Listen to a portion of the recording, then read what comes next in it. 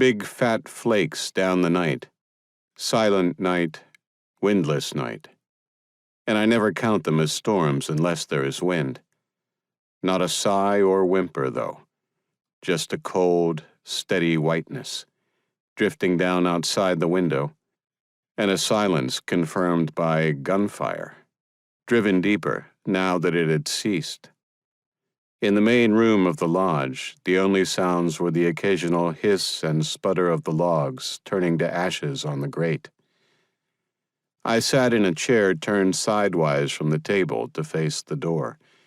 A toolkit rested on the floor to my left.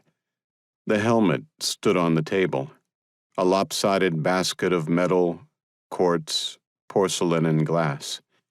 If I heard the click of a micro switch, followed by a humming sound from within it, then a faint light would come on beneath the meshing near to its forward edge and begin to blink rapidly. If these things occurred, there was a very strong possibility that I was going to die. I had removed a black ball from my pocket when Larry and Bert had gone outside, armed respectively with a flamethrower and what looked like an elephant gun. Bert had also taken 2 grenades with him. I unrolled the black ball, opening it out into a seamless glove. A dollop of something resembling moist putty stuck to its palm. Then I drew the glove on over my left hand and sat with it upraised, elbow resting on the arm of the chair. A small laser flash pistol, in which I had very little faith, lay beside my right hand on the tabletop, next to the helmet. If I were to slap a metal surface with my left hand, the substance would adhere there, coming free of the glove.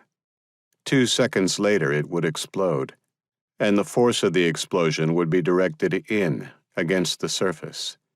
Newton would claim his own by way of right-angled redistributions of the reaction, hopefully tearing lateral hell out of the contact surface. A smother charge, it was called, and its possession came under concealed weapons and possession of burglary tools statutes in most places. The molecularly gimmicked goo, I decided, was great stuff. It was just the delivery system that left more to be desired. Beside the helmet, next to the gun, in front of my hand, stood a small walkie-talkie. This was for purposes of warning Bert and Larry if I should hear the click of a micro switch, followed by a humming sound, should see a light come on and begin to blink rapidly. Then they would know that Tom and Clay, with whom we had lost contact when the shooting began, had failed to destroy the enemy, and doubtless lay lifeless at their stations now, a little over a kilometer to the south. Then they would know that they, too, were probably about to die. I called out to them when I heard the click. I picked up the helmet and rose to my feet as its light began to blink. But it was already too late.